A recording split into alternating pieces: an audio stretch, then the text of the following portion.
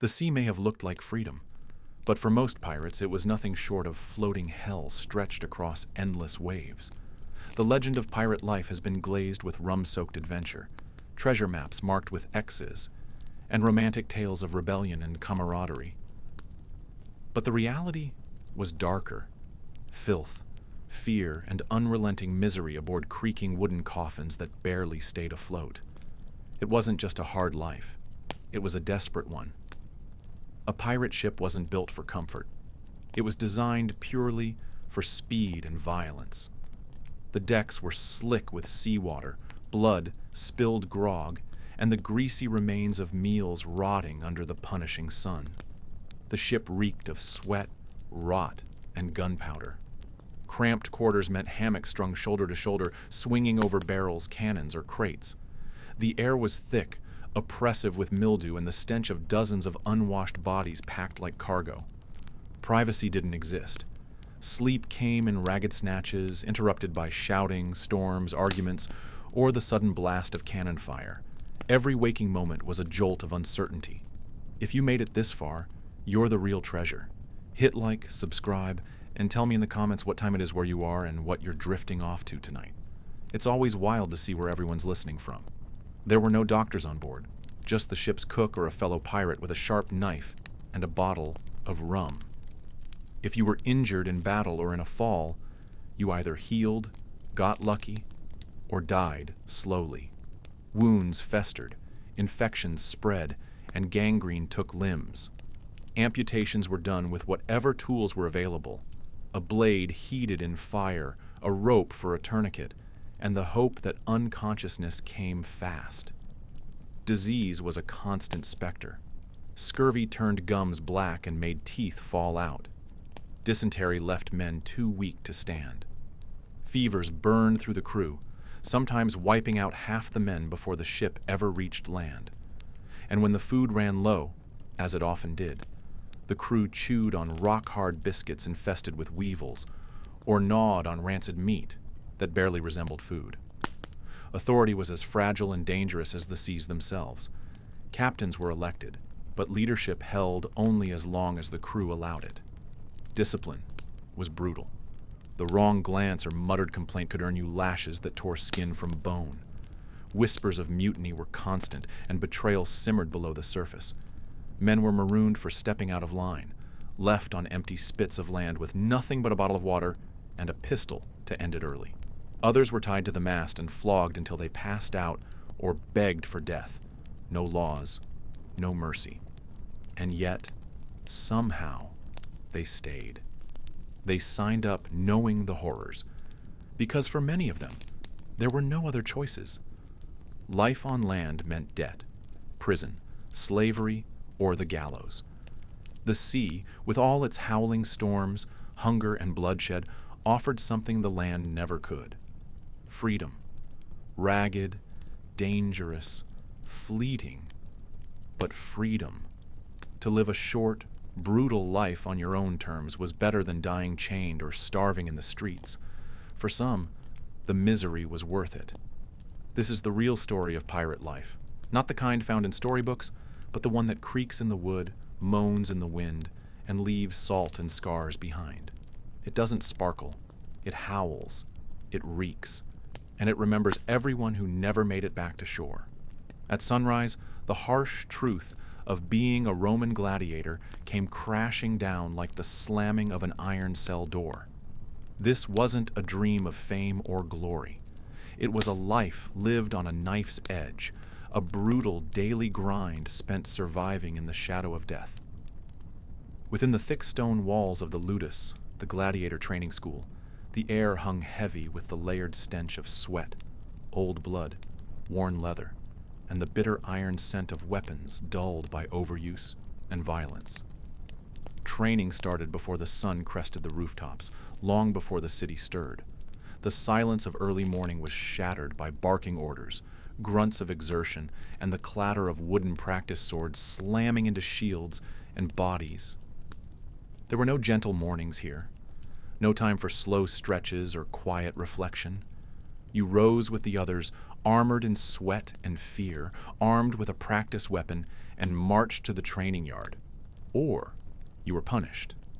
Drill masters, most of them scarred ex-gladiators themselves, ruled with calloused fists and unforgiving eyes.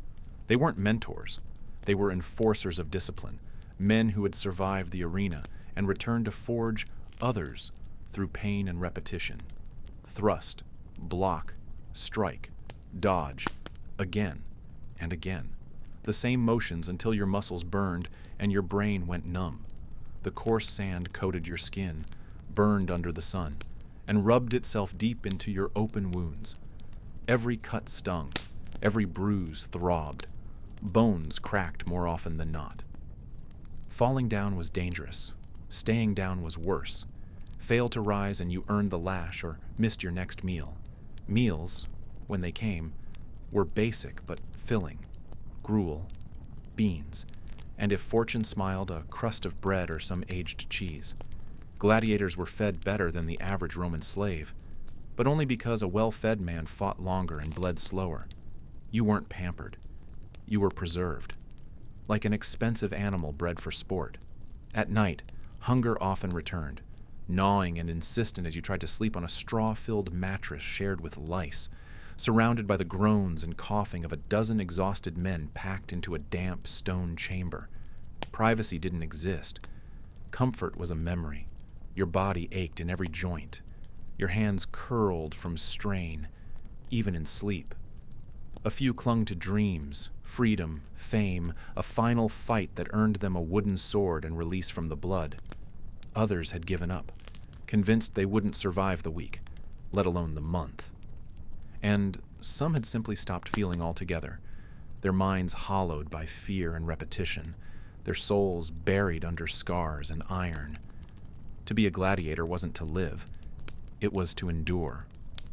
Each morning wasn't a fresh start. It was a new round in a fight that had no end. One more sunrise you hadn't yet died under.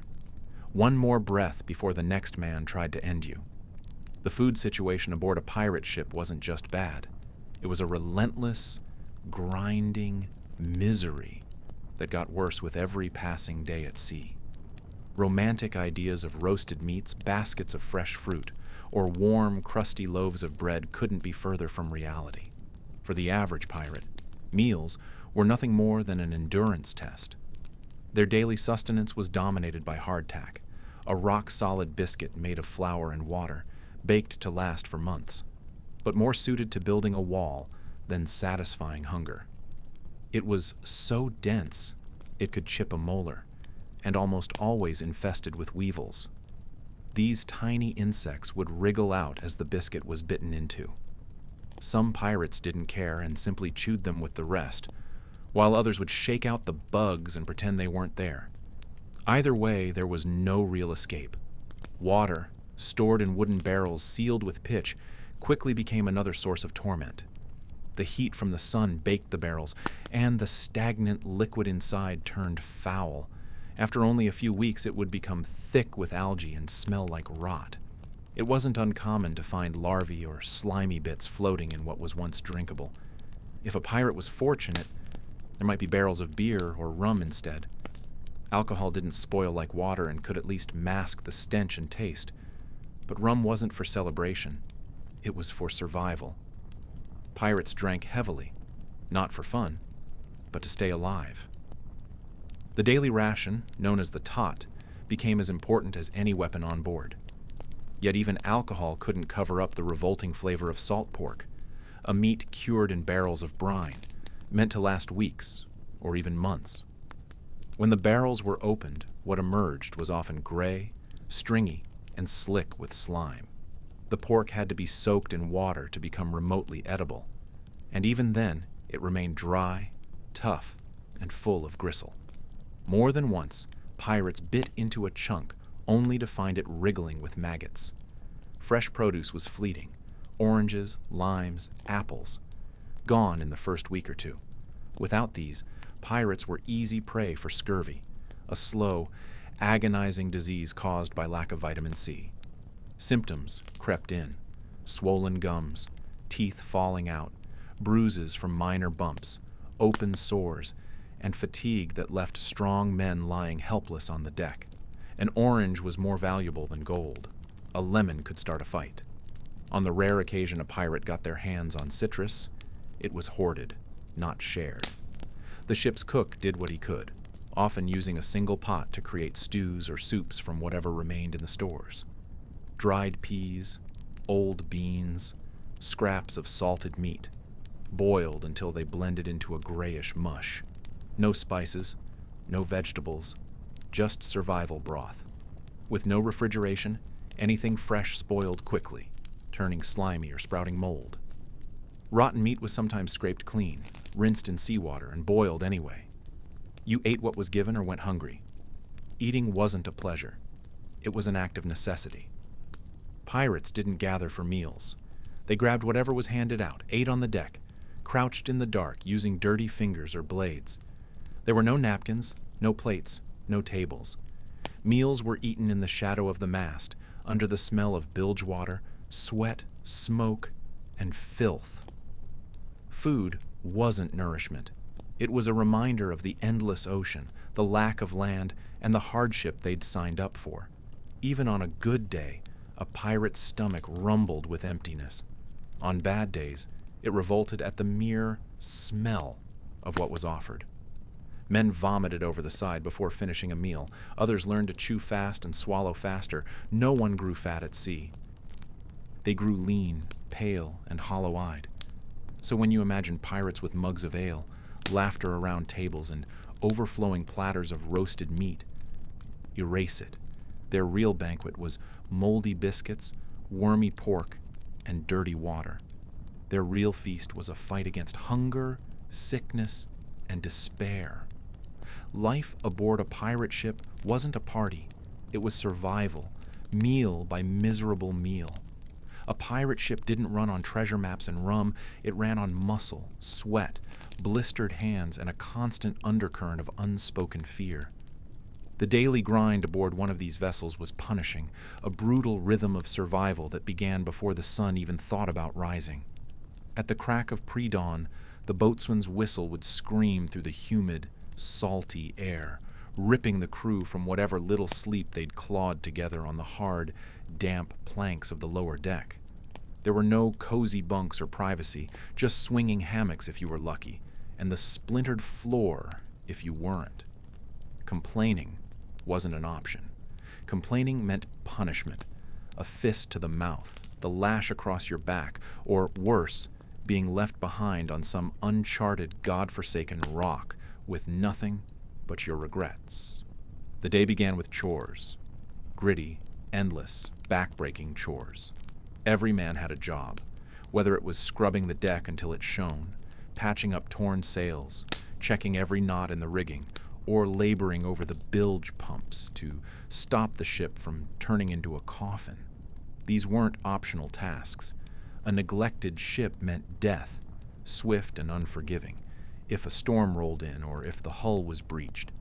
Every inch of the vessel demanded attention. Ropes frayed, nails rusted, water seeped. Everything deteriorated faster at sea. The sea was rot, and the only way to survive was to constantly push back against it. Rations were handed out like insults, just enough to keep you moving, never enough to satisfy. Hardtack, riddled with weevils and hard enough to crack teeth. Salted meat so tough you had to soak it in grog just to chew. Speaking of grog, your daily drink was watered-down rum, thin and warm. You drank it because the alternative was stagnant, barrel-stored water that turned sour and reeked of mold after weeks at sea. With every swallow you risked illness. Teeth fell out. Gums bled. Bellies bloated with scurvy. If you were lucky, there was a ship's surgeon on board, usually a drunk with a bone saw and no bedside manner. If not, you just hoped your body didn't betray you before landfall. Then there was the ever-present threat of violence, from outside and within. The ship could come under attack at any moment, by Royal Navy frigates, by rival pirate crews, or by storms that showed no mercy. That meant drills, endless drills, rehearsing boarding maneuvers, sparring with cutlasses, practicing cannon loads and reloads, running through the same steps until your muscles remembered them better than your own name. And when the wind was strong, you sailed, adjusting sails, changing tack, chasing or fleeing. You were always moving, always on edge, and always worn down to the bone. The only thing that kept the whole grim enterprise from shattering was the fragile camaraderie among the crew. Bonds formed in the fire of hardship, laughs stolen between tempests, bruised jokes shared under a starless sky, the quiet comfort of knowing someone had your back when the knives came out. But even that could dissolve in an instant. Mutinies sparked like dry tinder. Grudges festered. Fights broke out over food, over insults, over nothing. Sleep with one eye open, or don't sleep at all. Life aboard a pirate ship wasn't the stuff of songs and stories.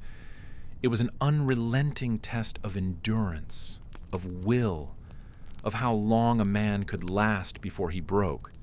Most didn't make it. The sea took what it wanted, and it never said thank you. Life aboard a pirate ship was anything but glamorous, and by the time you reached day 5 at sea, any trace of novelty had been scraped away by salt, sweat, and misery. The open ocean, which might have seemed thrilling or even romantic from the safety of the shore, had become an unbroken expanse of gray, churning waves and sky the color of lead. The air reeked of brine and rot. Salt stuck to your skin like a second crusted layer, and everything around you, every rope, every rail, every plank, was slick, damp, and unforgiving. The ship creaked and groaned with every swell, sounding like it might splinter apart at any moment. There was no such thing as comfort. There was no such thing as privacy. You slept where you could wedge yourself, often shoulder to shoulder with a man who hadn't bathed in a month and stank of mildew, tobacco, and old blood. You kept your gear, if you had any, tied to your belt or stuffed in a pouch under your shirt. Theft was constant.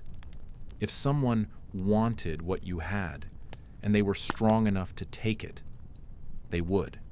If caught, there were no second chances. Punishments were swift and brutal. Flogging, marooning, or worse. Sometimes, the crew made an example of thieves with a cat-o'-nine-tails, or by tying them to the mast and letting the sun do the rest. Mealtimes were barely a break from the punishment. Food came in shifts, if it came at all, and it was usually cold, moldy, or alive with worms. You ate hardtack that could crack your teeth, salted meat so tough it needed a knife to cut, and dried peas that rolled right off the plate with every sway of the ship. The goal wasn't flavor or comfort. It was survival. Eating was just another chore, one you did while swatting away flies and watching your back. The smell was a constant assault.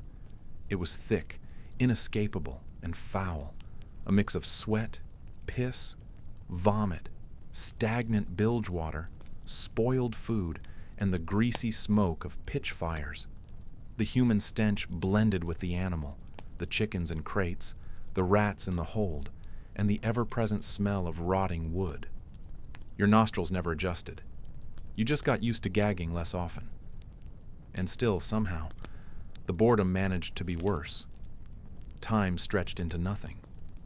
Unless a storm was coming or the lookout spotted a sail, you passed the same eternal cycle, swabbing decks, mending sails, checking lines, cleaning weapons. The tasks were repetitive, endless, and physically brutal. Your hands bled, your back ached, and your mind numbed from the monotony.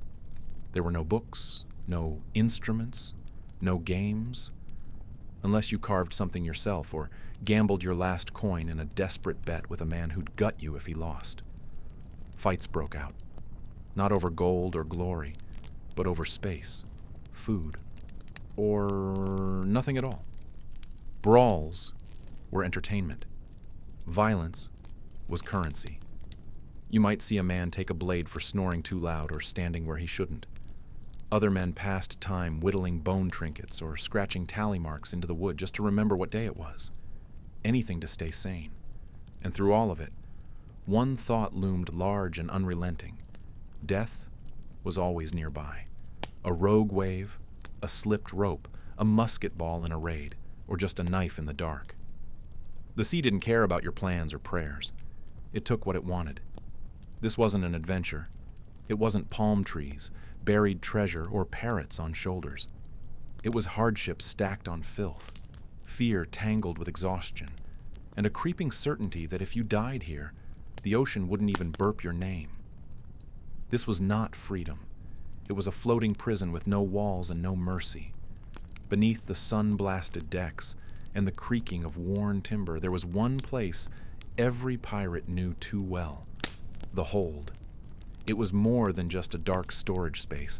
It was a pit of misery, suffocating and foul, where men and supplies alike were thrown together in a chaos of heat, decay, and despair. This was the pirate's home once you left the open air. And by the 6th week at sea, when salt crusted every surface and skin peeled under the relentless sun, the rot had settled deep. What passed for food was a gamble. Meat, if there was any left, was gray and crawling with maggots fat from feasting. Salted pork turned to mush, and biscuits were so hard you'd chip a tooth before getting a bite. Bread transformed into mold colonies, covered in green and black fuzz thick enough to peel off like skin. Men scraped it off with knives, gagged it down, and thanked luck they weren't starving. But water was the cruelest betrayal. Stored in wooden casks, it turned foul fast. Slime floated on top. It stank. It tasted of old wood, of sickness. Yet still they drank, because thirst was the one torment that shattered minds. It made strong men beg, barter, and weep. By now tempers were sharp as cutlasses. The oppressive heat made every argument a match waiting to catch flame. Fights broke out over everything and nothing: rations, cards, insults, even the imagined look from a bunkmate. And when order frayed, captains ruled with brutal authority. Punishments were swift and savage. A thief caught sneaking rum or cheating at dice might find himself hauled above deck, lashed to the mast, and flogged until skin peeled like fruit. The crew watched, not from pity, but fear. No one wanted to be next. Below decks, the air was poison. Sweat, vomit, rotting food, unwashed bodies, and the sickly sweet reek of death mingled into a stench that clung to the lungs. There were no toilets, just a plank dangling at the ship's rear. You squatted in open air, waves below, clinging to the ropes and praying not to fall. At sea, dignity didn't exist, and if the ship stalled in calm waters, the air turned still. The breeze died. The sun grew heavier, hotter, pressing down like a hand trying to smother the ship. Everything slowed. Breathing felt like inhaling steam. Hallucinations crept in. Men saw mermaids singing in the waves, phantom ships on the horizon, sea monsters rising from foam. Some whispered to the sea. Some jumped. Disease was always lurking. It came silent, then fast. Scurvy bloated gums and tore teeth from jaws. Fevers boiled the brain. Infections from splinters turned into rotting limbs. The ship's surgeon, if there was one, was usually a failed barber or butcher. He operated with rusted tools, no anesthetic, and little understanding of medicine. He might saw off your leg, cauterize a wound with boiling tar, or stuff you in a hammock and let the sea claim you. No one died clean. Everyone died slow. This was life aboard a pirate ship, far from the stories. Not an adventure, not treasure and freedom, but misery on open water. The myths lied. There were no heroes, no golden age. Just men trapped between the ocean and oblivion, slowly unraveling under the weight of hunger, sun, and madness, adrift in a world that did not care if they lived or died. By the 7th week at sea, whatever fantasy they once clung to, freedom, gold, glory, had long rotted into a cruel joke. The romance of pirate life, once burnished by tales sung over barrels of grog and fireside whispers in Tortuga, had peeled away like sunburned skin. The reality was now nothing but a slow, grinding decay. It showed in every cracked lip, every crooked spine, every bloodshot and sunken pair of eyes that haunted the deck like ghosts caught between this world and the next. The crew didn't shuffle because they were lazy. They moved slow because their bodies were wrecked. Days spent hauling waterlogged ropes, scrubbing decks smeared with fish guts and vomit, climbing splintered masts in relentless wind.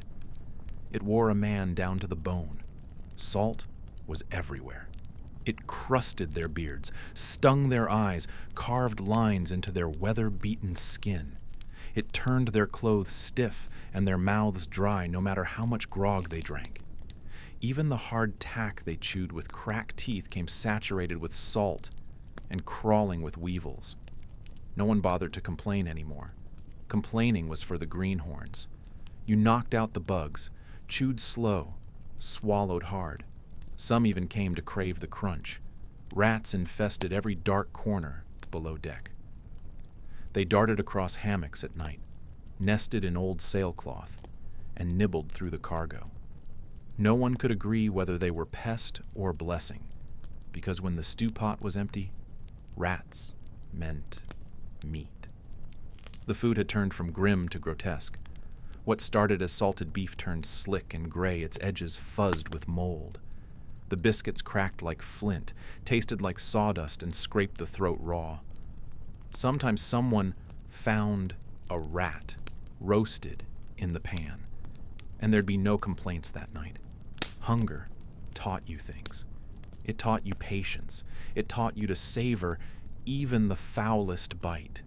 Men chewed deliberately, drawing out each mouthful, fooling the stomach with ritual. Morale was a rotted rope, frayed and ready to snap. Fights broke out over nonsense, a longer sip of grog, a shirking of duty, a poorly timed cough. Words turned to fists, fists to knives. Teeth were lost in the scuffle, noses broken, blood pooled on the planks. But hatred never lasted. At sea, grudges were luxuries. The storm would come, the waves would rise, and the same man you fought might be the only one keeping you from being dragged overboard by the tide. The smell was beyond language, a soup of sweat, rot, piss, salt, blood, and decay. Bathing was out of the question. Fresh water was more precious than gold. You drank it, hoarded it, prayed it wouldn't run dry. Clothes clung like leeches, heavy, damp, and reeking. Salt rubbed skin raw. Sun blistered it to the point of bleeding. Sores festered, wounds blackened, and still the crew worked.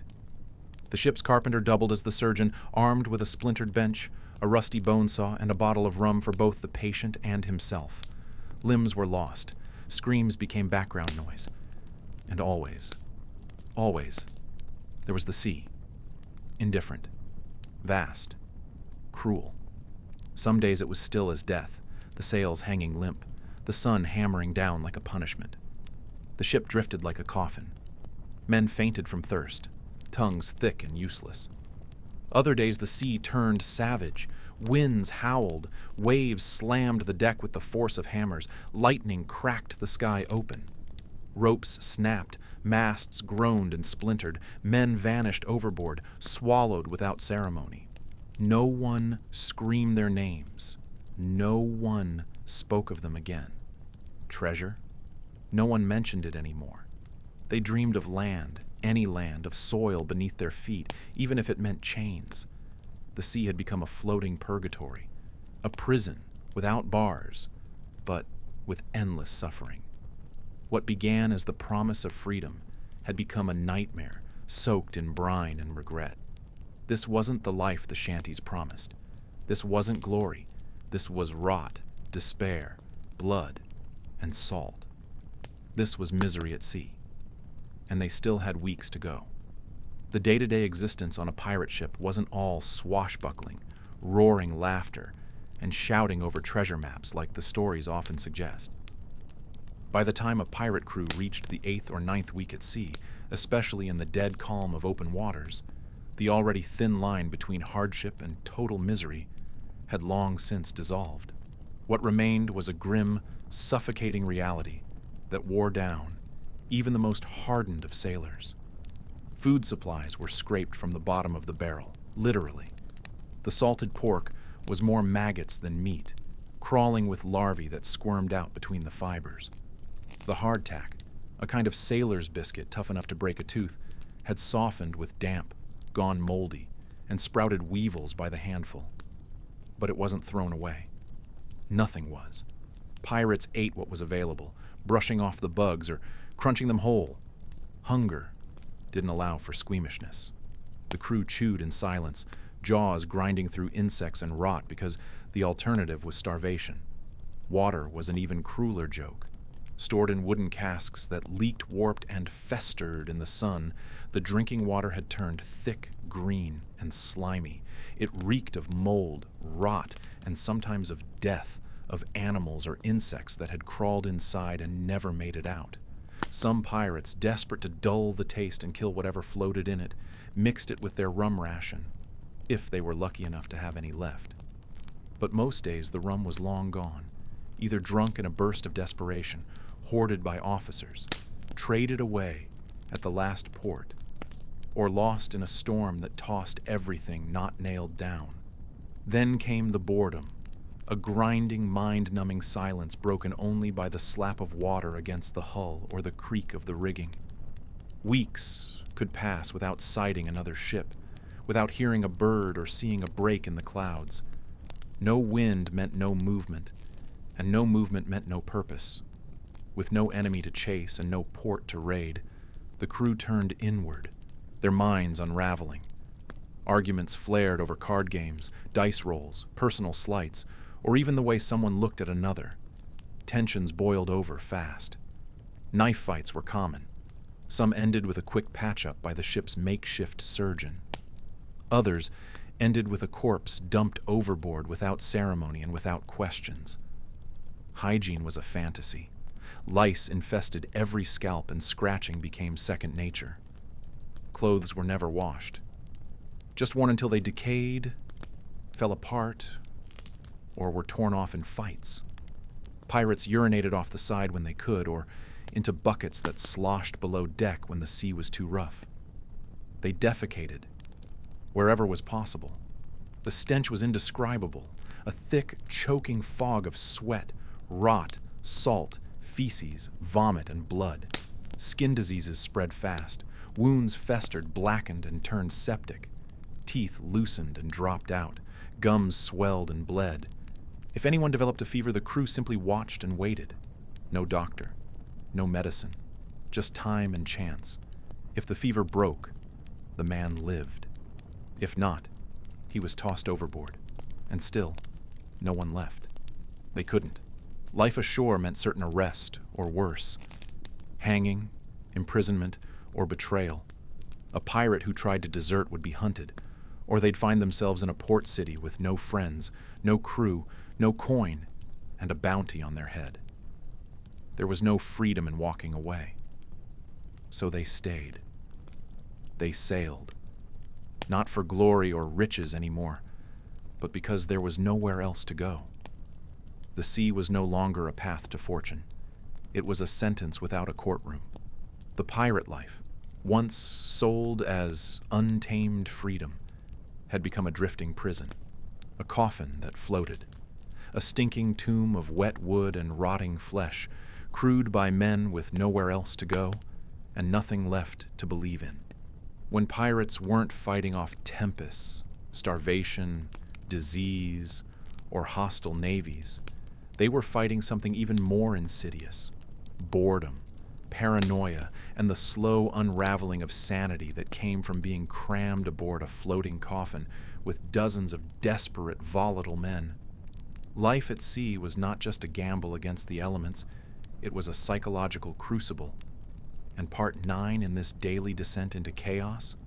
Discipline, relentless, often senseless, and almost always brutal. There were no warnings, no leniency, just sudden violence in the name of control. Discipline on a pirate ship wasn't just about enforcing rules. It was about fear. It was about survival. and it was as ruthless as the ocean itself. There was no official justice system, no impartial judge, no appeals process. Just the captain, the crew's shared code, known as the Articles of Agreement, and whatever form of punishment the crew saw fit to inflict. If you crossed a line, stealing from your shipmates, deserting your post, cheating during a game of dice, showing even a flicker of cowardice in the thick of a fight, the response wasn't just fast, it was theatrical. A spectacle designed to burn the lesson into everyone's memory. Consider marooning.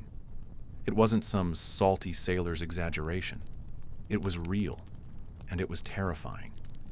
A pirate found guilty of a grave offense could be left behind on a barren strip of land with nothing but a pistol, a single bullet, and maybe a small flask of water, if the crew was feeling generous. The message was clear. You're not one of us anymore, and we'd rather leave you to rot than risk your betrayal again. Some men used the pistol quickly. Others waited, sweating, hallucinating, going slowly mad under the unrelenting sun, for a rescue that would never come. The silence of an empty horizon became their last lullaby.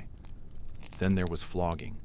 The guilty would be bound to the mast or a grating and whipped mercilessly with the cat-o'-nine tails.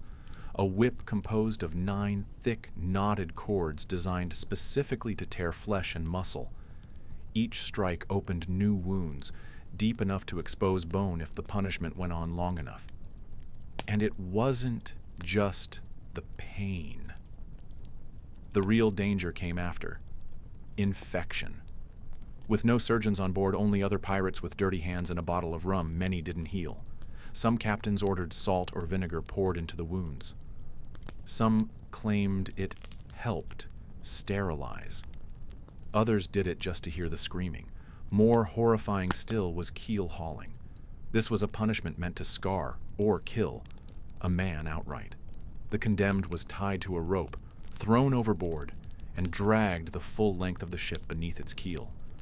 As he scraped along the sharp barnacles encrusted on the hull, his flesh was ripped to shreds. Many drowned before they even surfaced. Those who survived were often unrecognizable, their bodies a roadmap of trauma. The salt water would sting every open wound, every raw patch of skin as they were pulled back up, coughing, sputtering, half dead. It wasn't punishment. It was torment. And what's perhaps most chilling, these punishments weren't always handed down by iron-fisted captains. Often they were decided by vote. Pirate democracy was real, but it was cruel. It wasn't a council of fairness. It was mob rule on the high seas. The very crewmates who drank with you, played cards with you, laughed with you, they could also vote to have you mutilated, whipped, or cast away forever. They decided not only whether you'd suffer, but how badly, and whether you'd survive it at all. So while Hollywood loves to paint pirates as swashbuckling rogues with a rebellious spirit and a lust for freedom, the reality was darker, colder. The decks of pirate ships weren't ruled by joy or camaraderie. They were ruled by dread. The threat of violence didn't come only from enemy cannons or rival navies. It came from within. It came from your brothers in arms. Discipline was the anchor that kept the ship from descending into chaos. But it was also the blade held to every throat. Now picture this. You're below deck, in the darkness, the musty air thick with the stench of sweat, mold, and dried blood. The wood groans around you, but it's not the waves you're listening to. It's the echo of someone's screams from earlier in the day, still reverberating through the beams. You pull your hammock a little tighter, hoping it'll keep the cold and the memories away. You shut your eyes, knowing that sleep is no guarantee. Because tomorrow, the crew might decide that it's your turn. The pirate ship may have been a floating hell in many ways, but when the crew wasn't battling storms or enemy ships, they were often grappling with another brutal fact of life at sea: sickness. Life on a pirate ship wasn't just dangerous, it was downright diseased. Part 10 brings us into the grim, festering world of maritime medicine, or, more accurately, the complete absence of it. Pirates didn't have doctors. They had the ship's cook, the carpenter, or, in rare cases, a surgeon, usually a man with more experience cutting meat than healing men. These so-called surgeons were armed with blades, saws, and a bottle of rum, and their medical training was a patchwork of old wives' tales, sailor folklore, and brutal improvisation. There were no antiseptics, no anesthesia, no knowledge of bacteria or viruses. If you got sick or injured on a pirate ship, your odds of survival dropped faster than a cannonball off the deck. Your best case scenario? A quick, merciful death. The worst case? A drawn-out, agonizing decline while your crewmates averted their eyes and tried not to breathe the same air. Scurvy was the undisputed king of seaborne afflictions. Caused by a lack of vitamin C, scurvy didn't just make you uncomfortable. It systematically dismantled your body. Your gums would swell, blacken, and bleed. Your teeth would fall out one by one. You'd bruise from the slightest touch, and wounds that had long healed would suddenly reopen. Eventually, you'd be too weak to stand, too delirious to speak, and too far gone to fight off the rats scuttling nearby. You'd die in the dark, in pain, with no comfort except the rotting boards beneath you. But scurvy wasn't the only monster in the hold. Dysentery was rampant, spread by the ship's filthy water and rotting food. It turned the lower deck into a foul, stinking swamp of excrement, where dehydration and diarrhea took their toll silently and without mercy. Then, there were the fevers: malaria, typhus, yellow fever. Each brought its own special brand of misery: chills, convulsions, hallucinations, and an ever-growing sense of dread. No one was safe. Pirates didn't quarantine the ill, and if someone died, they were wrapped in a hammock and dumped overboard with barely a word. It wasn't respect. It was survival. Fewer bodies meant fewer vectors for disease. And if you were injured, say you lost a limb during a skirmish or cannon exchange, your fate rested in the trembling hands of that half-mad surgeon. With no morphine, no sterile instruments, and no understanding of microbes, he'd grab a bone saw, tell you to bite down on leather or wood, and start cutting. Screams were part of the soundtrack. The only pain relief was rum, and infection was almost guaranteed. Gangrene, blood poisoning, tetanus, these were the real threats, not just the blade itself. If you lived, you were maimed. If you died, you were lucky. The pirate ship wasn't just a vessel of violence. It was a floating petri dish, a coffin with sails.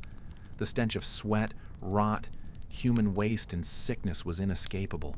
It seeped into every plank, every rope, every breath. No matter how brave a pirate was in battle, how skilled with a sword or fearless at the helm, he couldn't escape the creeping horror that came not from cannon fire or mutiny, but from within his own diseased flesh. So before you romanticize the pirate's life, with its treasure maps and sea shanties, remember this: even if the cannonballs missed you, the scurvy wouldn't. And even if the battle spared your body, the ship itself just might rot it from the inside out. Below deck, the smell was the first thing to hit you, dense, sour, and inescapable. It wasn't just unpleasant, it was punishing. The air stank of sweat soaked into wood, rotting meat, mold blooming in the damp, and seawater that never truly dried. It filled your nose and settled on your tongue, like a sour film. Every timber seemed to sweat with it. The pirate ship's lower quarters were more like a dungeon than living space. Low ceilings, creaking beams, and walls that pressed in on all sides. Privacy was a forgotten dream. Every hammock hung low and close, shoulder to shoulder, so tightly packed that if you shifted, you'd brush against someone's clammy skin or greasy hair. It was like sleeping in a pile of human wreckage. Fleas, lice, and rats ruled below deck. They crawled through the bedding, nested in the fabric of shirts and trousers and gnawed through sacks of flour and salted meat. The rats were bold, fat from feeding on spoiled provisions and crumbs dropped in the night. They'd skitter over your chest while you slept. And if you swatted at them, you'd hit the hammock next to yours. Or worse, start a fight with the man trying to sleep in it. Sleep, when it came, was always shallow. The ship never rested. The groan of the hull, the endless slap of waves, the squeal of ropes straining against the wind, none of it stopped. In storms, it became chaos. Water poured in through cracks, soaking your hammock, your blanket, your skin. You'd wake up freezing and wet, your body twisted from sleeping in strange, contorted positions. If your hammock snapped or shifted, you'd hit the planks hard. No one helped you up. No one cared. If someone nearby got seasick, and many did, the vomit would seep into the boards and stay there, mixing with the smells of stale beer, soured meat, and weeks-old waste. Hygiene was a joke, if not a cruel myth. Buckets doubled as toilets, and not everyone bothered to use them. The braver or more desperate would lean over the ship's edge, risking a fall into the dark sea just for a moment of relief. Bathing was impossible. Clothes were rarely changed. Water was hoarded for drinking, and even that ran low. Skin conditions spread like wildfire. Rashes, infections, open sores. If you got sick, you'd lie there, soaked in sweat, filth, and your own waste. Maybe someone would pour rum down your throat to kill the pain. Maybe not. The heat below was choking. In tropical waters, it turned the air thick and syrupy. The hold became a human furnace. Men stripped down to bare skin, their bodies red from heat rash and slick with sweat. You couldn't escape it.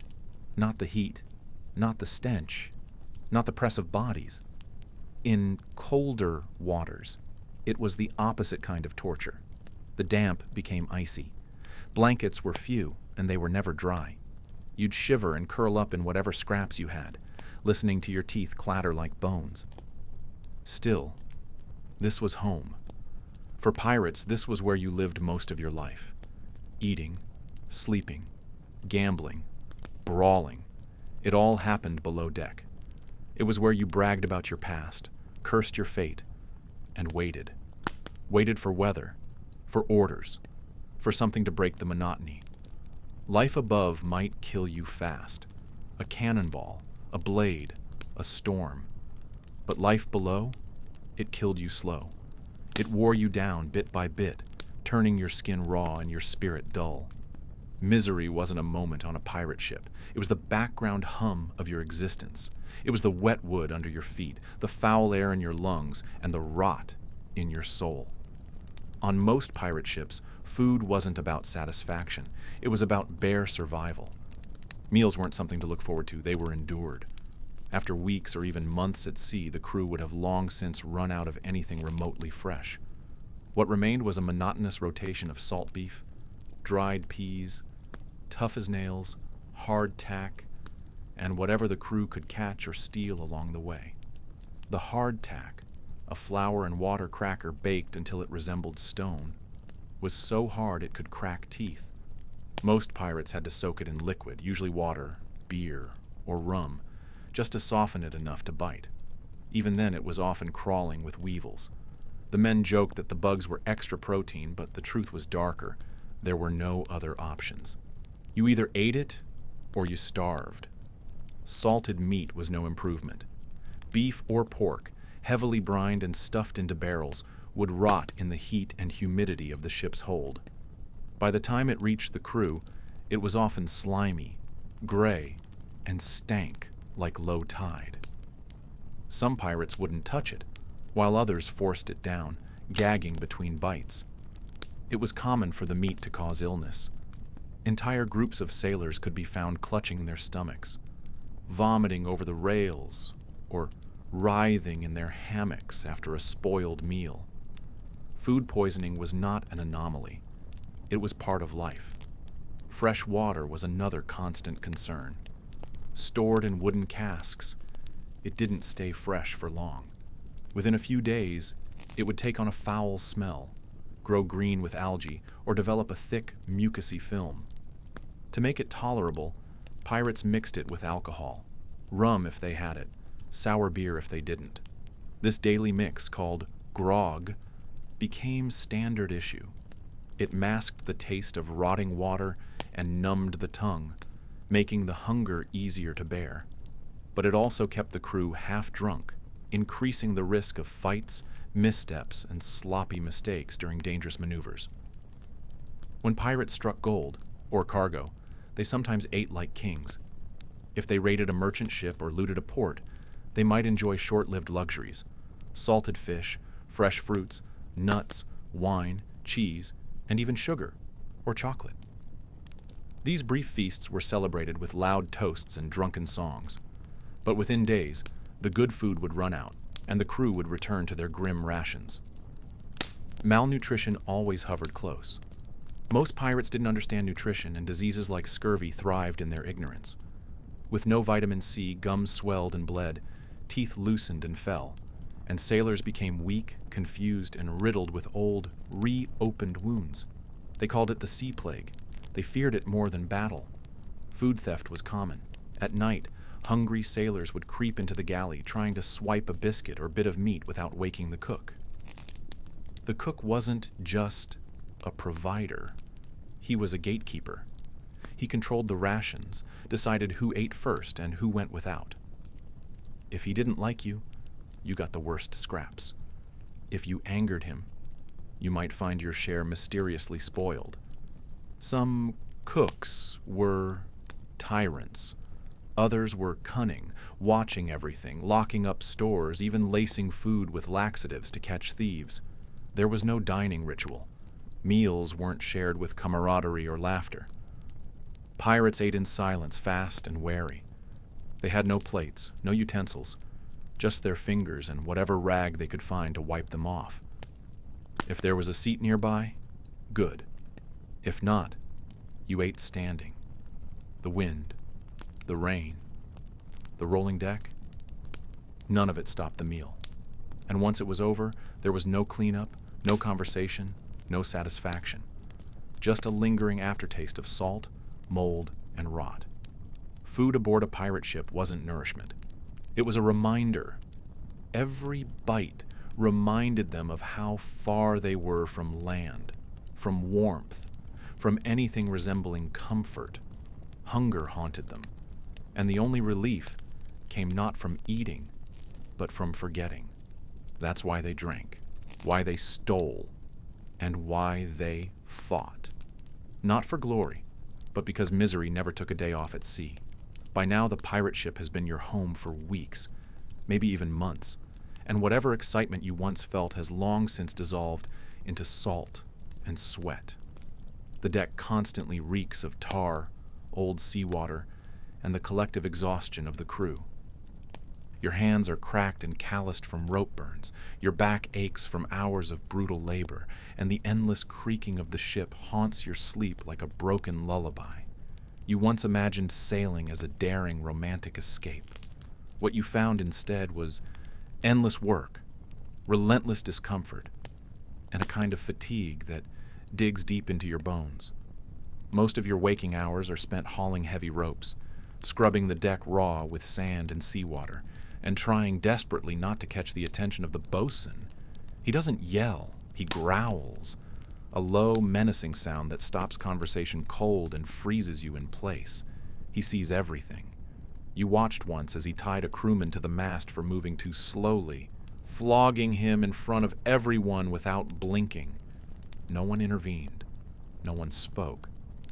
That was the moment you learned. Keep your head down and your hands moving, no matter how tired you are. The food, if you can call it that, is barely edible. Breakfast is usually hardtack, dense biscuits riddled with weevils. You don't bother picking them out anymore. For lunch, you gnaw on salted fish so tough and dry you nearly break a tooth trying to chew it. Dinner, if you're lucky, is a thin, oily stew that tastes mostly of boiled gristle and seawater. The water is worse. Stored in wooden barrels, it turns green with algae in the heat. You drink it anyway, Sometimes it's beer, but not the kind you'd find in a tavern. It's weak, sour, and laced with something that tastes like mold. But no one complains. Complaints earn you a turn in the bilge with a bucket, cleaning out the rancid, ankle-deep water that collects all the ship's waste. Sleep is a privilege, not a guarantee.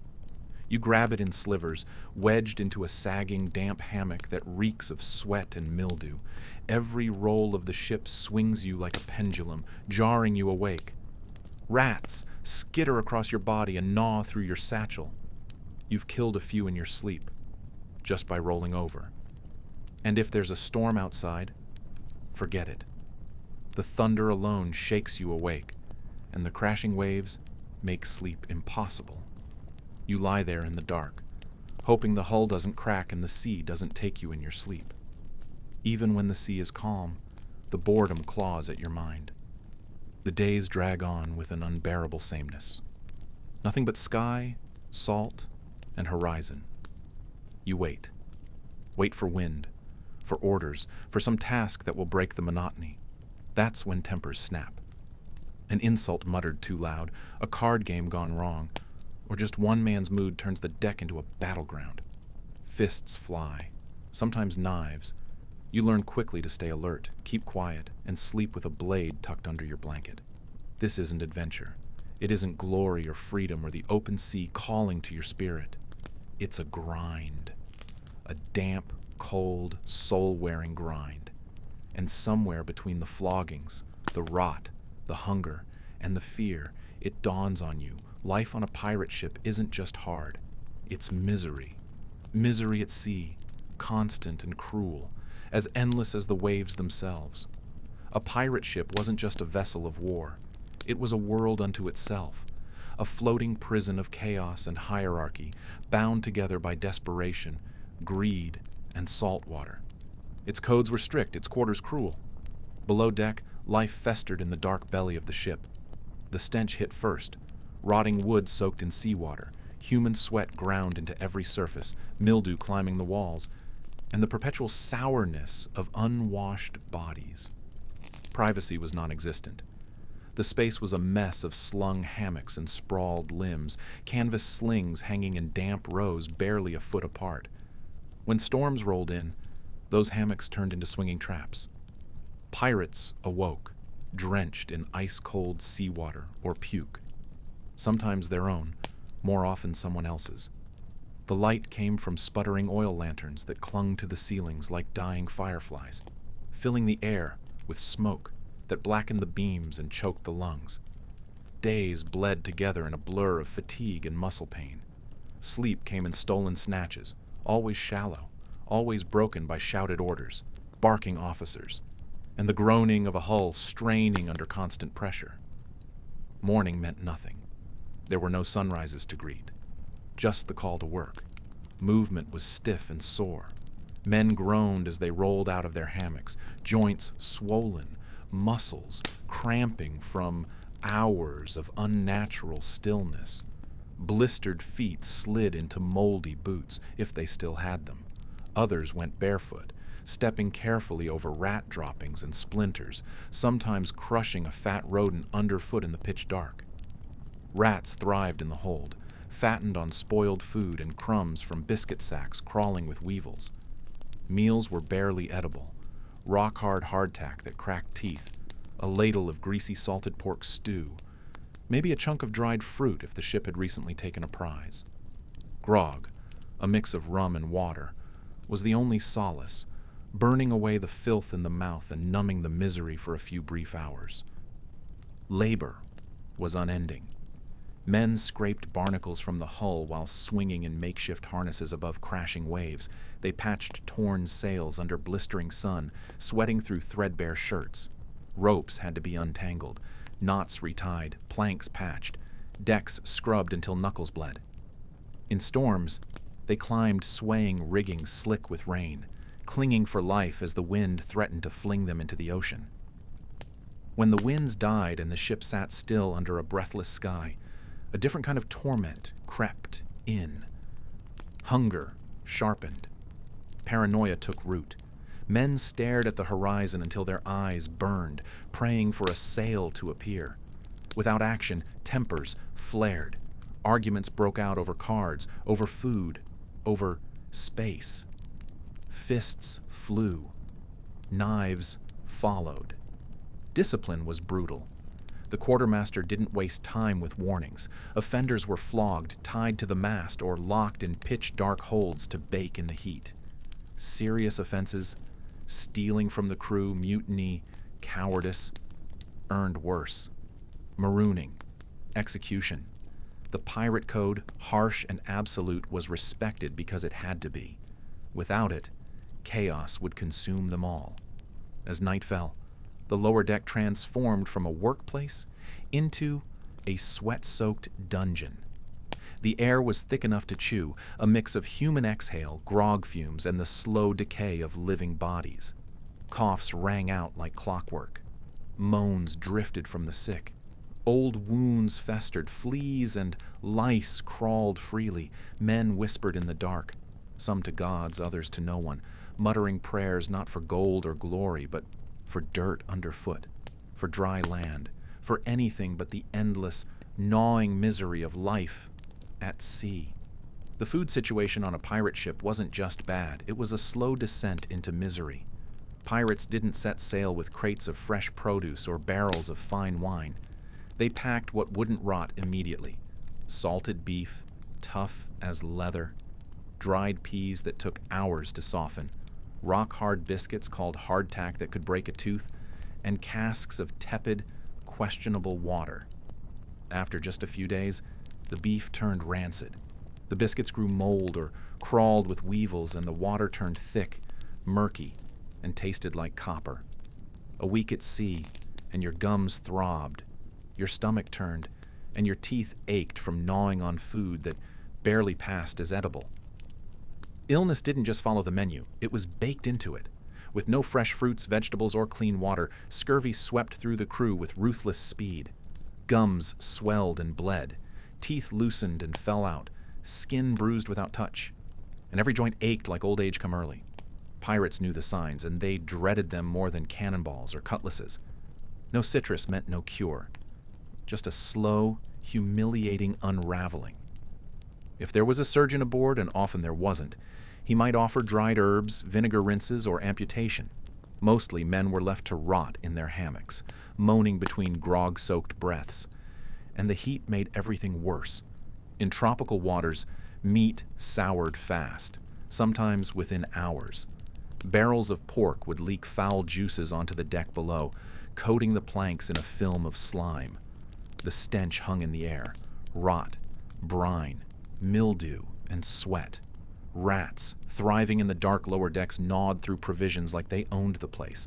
They left droppings in the flour and nibbled at your hardtack before you could.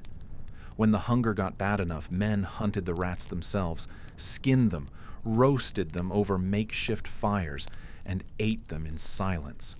Others simply tightened their belts and tried to sleep through the ache. Mealtime offered no relief. It was fast, tense, and often hostile. There was no line, no order. Men elbowed, shoved, and cursed for the best portions. Tin bowls were clutched tighter than a bag of gold. If you dropped your share, no one helped. You starved. Pirates didn't waste out of discipline. They did it because the future was uncertain. One bad storm or a string of unlucky encounters, and there'd be nothing left to eat but leather and bone. Drinking grog, water cut with rum, was a gamble too. It was supposed to disinfect the water, to make the rancid liquid drinkable. Instead, it dulled senses, numbed pain, and fueled brawls. A drunk pirate was unpredictable, dangerous, but a sober one was just angry and starving. Either way, someone ended up bleeding. Fishing was the crew's only real shot at fresh food, and it was never a guarantee. If the sea was calm and the sun gentle, lines went overboard. A lucky haul meant a hot meal and rare smiles. But most days, the ocean gave nothing back. The fish kept their distance, and the wind pulled the ship onward. The sea didn't care that your ribs stuck out, or that your hands trembled from hunger. On a pirate ship, food wasn't comfort. It was a battle. Every meal was a calculation. Would this meal poison you or buy you another day? Would your crewmate stab you over it? Could you stomach it without retching? Every bite was survival. No one feasted. No one savored. They chewed, swallowed, and prayed it stayed down. Because out there, in the middle of the endless indifferent sea, treasure wasn't gold or silver. It was a crust of bread not covered in mold. It was water that didn't taste like rot. It was a meal that didn't kill you. By the time the ship had been at sea for several grueling weeks, the daily grind had begun to wear down the minds, bodies, and spirits of the crew. What had initially been a thrilling escape, riding on a wave of adrenaline, fueled by dreams of treasure or vengeance, quickly dissolved into a grim, punishing routine. The vast, empty ocean offered no escape, only an endless repetition of days and nights blending together, framed by a flat horizon and the ceaseless rhythm of waves slapping the weather-beaten hull. The novelty of maritime freedom vanished like mist at sunrise, leaving behind only damp timber, salt-ravaged skin, and the ever-thickening stench of sweat, decay, and desperation. Life aboard the ship slowly but surely erased every trace of comfort, dignity, and privacy. There were no rooms, no doors, no boundaries to provide even a moment's peace. There were no soft surfaces, no clean clothes, no warm meals. There was no true rest. Every groan of the ship's frame, every gust of wind through the rigging, every barked command or muttered curse echoed through the narrow wooden corridors like a reminder of how far you were from anything resembling civilization. The air was a stew of smoke, brine, mildew, vomit, and rot. Even breathing felt communal. You were never alone, not even in your head. The thoughts of others seemed to infect your own, tangled like lines in a storm. Sleep was never a comfort. It was more like a temporary blackout from exhaustion. If you were lucky enough to have a hammock, it sagged dangerously low between creaking beams. Most curled up on the deck like animals, pressed against barrels or hunched beneath the meager cover of rotting canvas. Rats scurried freely, fearless and fat, running across legs and chests in the dark, chewing through boots, biting fingers that dangled too far. They nested in discarded clothes, shared food, and sometimes gnawed on the sick. Lice clung to hair and skin like barnacles, infesting every seam and crease. Rest came in fragments, frequently shattered by shouting, bells, vomiting, or the crashing of crates. Dreams were rarely dreams at all, just distortions of waking misery, shaped by the pitch and yaw of the ship. Time warped. Days bled into nights, and weeks passed like minutes and years all at once. The watches rotated endlessly, scrub the deck, haul the sails, check the lines, climb the rigging, again and again. Meals were an insult. Dry biscuit, moldy cheese, salty meat that tasted of leather and despair. Water turned brackish. Mouths ached from chewing, stomachs rebelled. Monotony hollowed men out. Some grew silent, gazing into the void. Others turned twitchy and aggressive. Tempers flared over the smallest slight.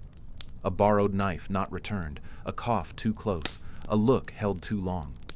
With nowhere to go, every grudge simmered just beneath the surface.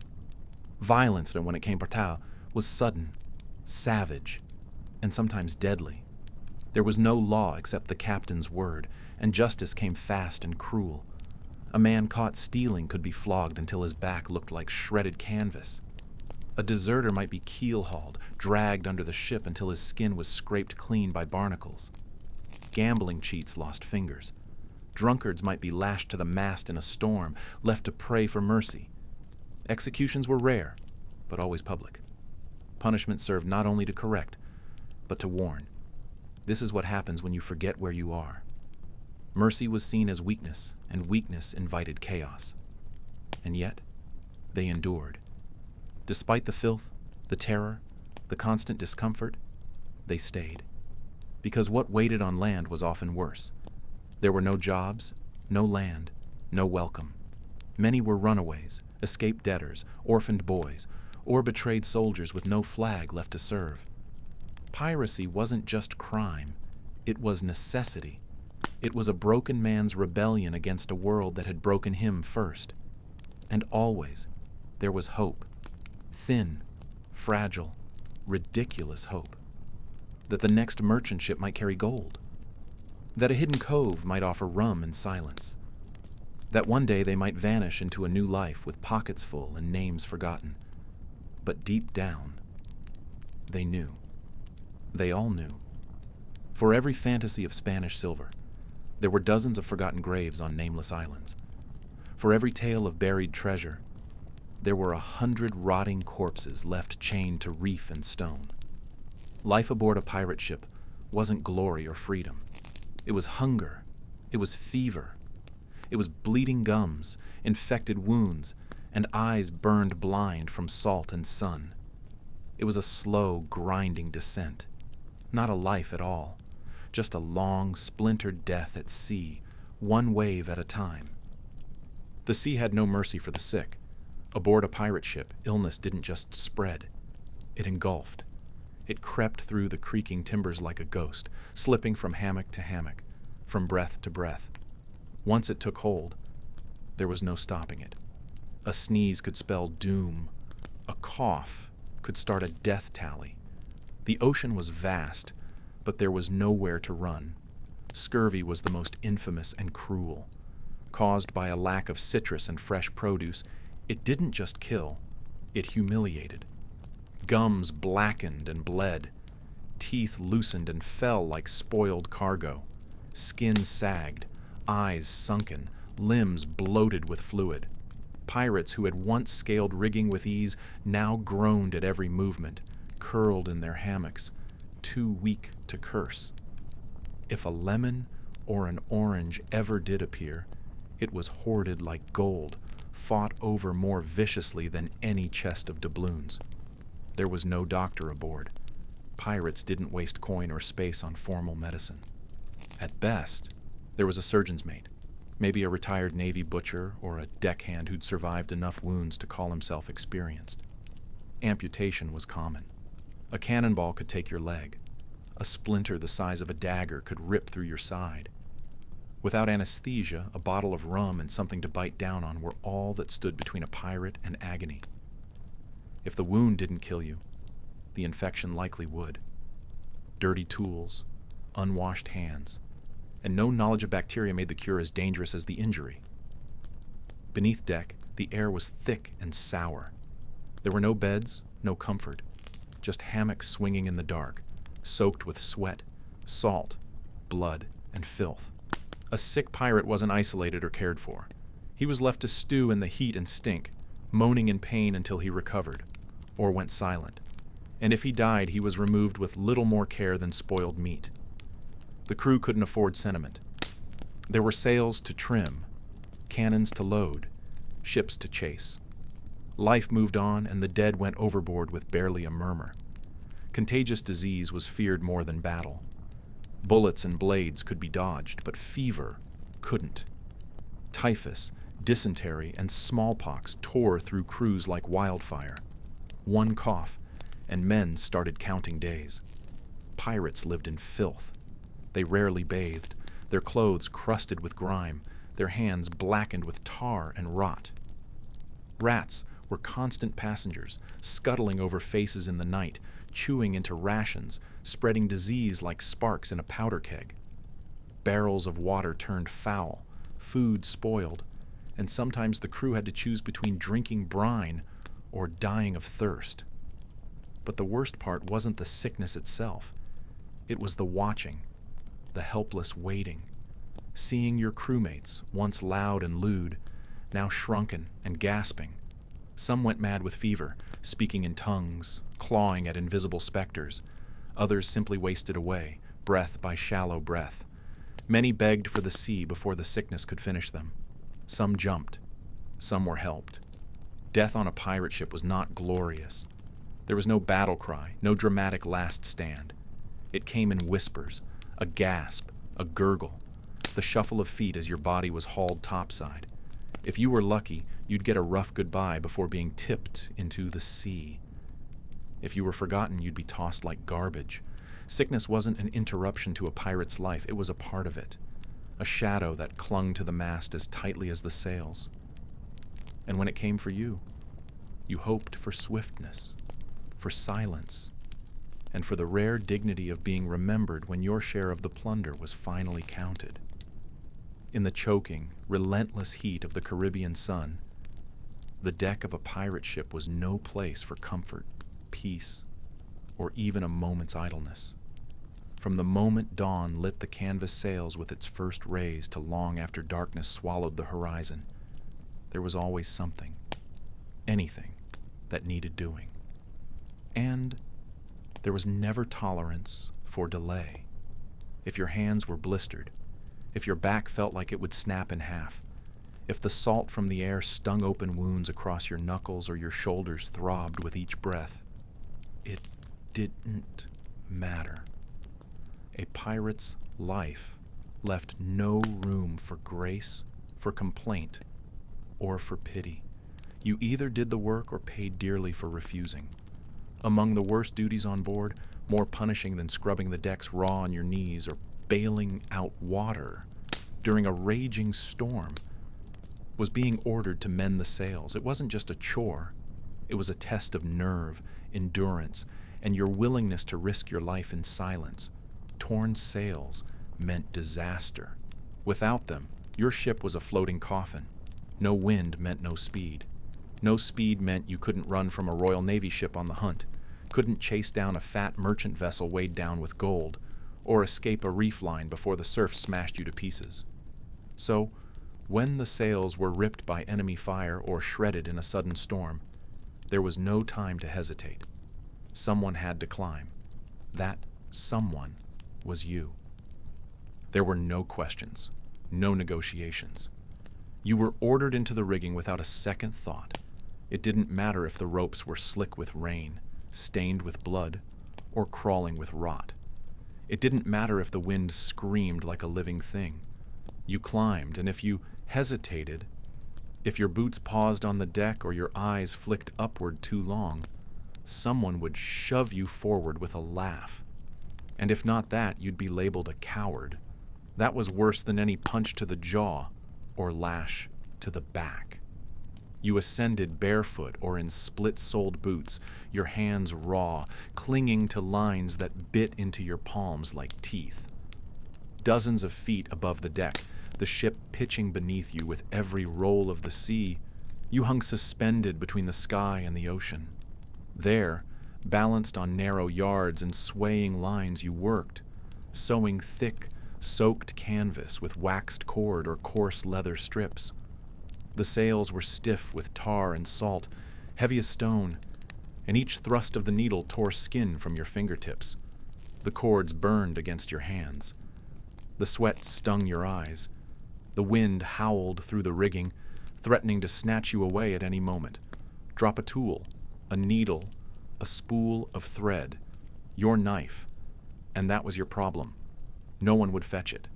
You climbed back down, retrieved it, and climbed all the way back up again. No one helped. No one waited. There were no harnesses, no safety nets, just the knots you tied with trembling fingers and hoped would hold. The fall wasn't theoretical. Men had gone overboard. Some had died from the drop alone. Others vanished beneath the waves, gone in an instant, swallowed by a sea that didn't care about names, ranks, or regrets. You learned to live with the fear. It stayed with you like a second heartbeat, constant and low. Even the veterans, the men with faces like weathered driftwood and hands like fletcher leather, felt it. They just stopped talking about it. It never went away. It just became another part of the job. Like the stench of the bilge, like the taste of brine on your tongue, like the way your hands never truly stopped shaking when you lay down at night. And when the sail was finally patched, When the torn canvas could catch wind again and carry the ship forward, you weren't done. You climbed back down, shaking and sunburnt, and were handed your next task without a word. Maybe you hauled water. Maybe you scrubbed blood off the deck. Maybe you loaded cannon shot. Your body ached like every bone had cracked, but rest wasn't a word pirates used. There was always another order, another job, another punishment if you moved too slow. No one thanked you. No one cared. You were expected to give everything and complain about nothing. Life aboard a pirate ship was misery disguised as freedom. It was a brotherhood forged in violence, bound by necessity, and ruled by exhaustion. Pain became normal. Fear became background noise. The sea didn't care about your courage. The crew didn't care about your suffering. You worked or you vanished. And even if you gave everything, blood, skin, sweat, soul, the sea never promised anything in return, not even survival. Life aboard a pirate ship was already a grueling test of endurance, a daily struggle against the elements, poor rations, illness, and the unpredictable moods of both sea and shipmates. But nothing pushed a man to the edge like a full-scale naval battle. These weren't the stylized, honor-bound sea duels that movies like to show. Real pirate combat was raw, improvised, and soaked in blood. It was loud, filthy, and so intense that men often emerged from it changed forever, if they emerged at all. The moment a target ship was spotted, everything aboard shifted. The air itself seemed to tighten. Conversation stopped mid-sentence. The crew snapped into action, dropping whatever task they had, whether it was patching sails, cleaning pistols, or even stealing a nap, and raced to battle stations. Cannons were loaded with powder and iron shot, sometimes even with scrap metal when ammunition ran low. Muskets were lined up, primed and ready. Cutlasses were quickly checked and sharpened. Blades, sometimes coated in filth or poison to cause festering wounds. The entire deck buzzed with a sick anticipation, the thick stench of sweat, gunpowder, and sea brine rising like steam off the boards. Unlike naval warships, pirate vessels were rarely built for drawn-out fights.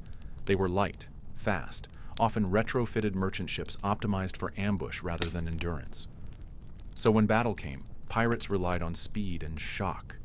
They didn't stand off and trade cannon fire. They rushed in close, flung grappling hooks across the enemy's railings, and surged over the sides in a tide of screaming bodies. Boarding was brutal, and it had to be quick. The longer it dragged on, the more likely the pirates would lose. And once aboard, there were no rules. This wasn't line warfare. This was intimate, personal. Men locked eyes as they drove blades into each other. Clubs smashed faces. Pistols were fired point blank, and when empty, became bludgeons. Lime was thrown into faces to blind. Broken bottles, hammers, axes. Anything became a weapon. Pirates were known to fight barefoot during battle. On a blood-slick deck, bare feet gave better traction than boots, and slipping meant dying. There were no uniforms, no neat formations. Just chaos, shouts, smoke, fire, and the constant, sickening crunch of metal meeting flesh and bone. And even if you survived the fighting, you weren't necessarily safe. Medics? There were none. If you were lucky, a crewmate would drag you below deck and try to stanch the bleeding. If not, you were left to die where you fell. In some cases, severely wounded pirates were eased into death to spare resources, rum as anesthetic, then a blade. Cruel, but the sea did not allow for sentiment. Victory didn't always bring relief. Sometimes the prize was modest: barrels of dried fish, threadbare sails, maybe a cask of spoiled wine. A few coins here and there. But the greatest reward was the ship itself. A captured vessel meant options. It could be sold for profit, refitted as a new raider, or used as leverage in negotiations. Ownership of a fleet, even a modest one, gave a pirate crew real power. That was the dream, however distant. Still, the aftermath of battle could be just as grim as the fighting. The deck would be littered with the dead and dying. Blood pooled between the boards. Bodies had to be stripped of valuables and dumped into the sea before they attracted sharks or sickness. The silence that followed was never celebratory. There were no triumphant cheers, no singing. Just the hollow thump of corpses hitting water, the occasional groan of a wounded man, and the slap of waves against the hull. And in that silence, every pirate felt it, the creeping thought that next time the ocean might be swallowing them instead. Life on a pirate ship was already misery. War made it hell. The stench below deck had long since soaked into every plank, every thread of canvas, every fiber of rope. No matter how often storms lashed the ship with cleansing sea spray, or how fiercely rain pounded the timbers, the rot remained. The air reeked of sweat that had fermented in woolen shirts, of biscuits gone damp and moldy, of brine-drenched wood that groaned with every sway. In the lowest hold, lit by the wavering glow of a single oil lantern, men were packed shoulder to shoulder, side by side like cargo, like salted meat in barrels. It was a coffin with sails. The only air to breathe was the heat from other men's bodies. You inhaled their coughs, their snores, the stink of sickness, of fear. Sleep brought no comfort. You drifted into uneasy dozes punctuated by hacking fits, or the sudden shout of a dreamer waking from nightmare. And always, the ship groaned and shifted, its ancient bones cracking in rhythm with the swells. By now, the voyage had slogged into its 6th week, maybe more. Time had stopped meaning anything. No one knew what day it was, or if it mattered. The hours were measured by grumbling bellies, the sting of new bruises, the calluses that thickened around rope burns. Shouts from above marked shifts like a cruel clock, sometimes punctuated by the sharp crack of a whip. A typical morning meant a bucket of freezing seawater in the face. A bad one meant blood. The food was foul, biscuits riddled with worms and riddled with rot, peas stewed in what smelled like dishwater, salt pork you had to saw through with your teeth, tough enough to pull a molar loose. Men stopped complaining. Silence was safer. Better to eat filth than speak out and feel the sting of a belaying pin on your back. The clever ones traded scraps for chewed tobacco or soap shavings. Others scraped off mold and ate anyway, chewing with bleeding gums. The ship's cook muttered it was bad luck, but the old hands knew better. Scurvy, the bleeding sickness. Gums turned black, teeth fell out. No limes, no mercy. On deck the work was endless. Sails flapped and tore, ropes frayed and snapped. The deck always needed scrubbing, the cannons polishing, even when there wasn't another ship for miles. Orders barked whether the sea was flat as glass or raging like a beast. And you obeyed. You climbed when told, hauled until your arms gave out. Your hands cracked open, raw and bleeding. Some bled through their shirts, and still they worked. A mistake might earn you a flogging, but sometimes the whip came anyway. Just because. Sleep was a stolen thing, a luxury. When it came, it was brittle, always at risk of shattering. Men slept wherever they dropped, in hammocks, curled in rope coils, or sprawled across the slats. Sleep was light, always light. You learned to rest one eye open, to wake at the slightest footfall or the sudden bellow of a drill. One man slept through a gunnery drill. He woke with his hammock cut and his nose shattered. Nobody forgot. Yet somehow, even here, men found ways to live. They carved dice from bones, played until their last shirt was lost. They sang obscene shanties, voices low and raspy in the dark. They laughed at things only they understood, clung to inside jokes like lifelines. Others stared into the dark, rocking gently, whispering names of long-dead family. Madness didn't storm in. It leaked slowly, like seawater through old seams. But worse than all of it, worse than the food, the cold, the disease, was the sea itself. Endless, vast, indifferent. A living thing without a face. It swallowed your sense of time, your memories, your hope. Some men stared too long and jumped. Others tied themselves to the masts just to keep from leaping. But sometimes when a gull circled above or a breeze carried the smell of land, those same men wept openly. They fell to their knees, because no matter how deep the misery anchored itself into their bones, the dream of land, of something dry and still and safe, was the only thing keeping them human.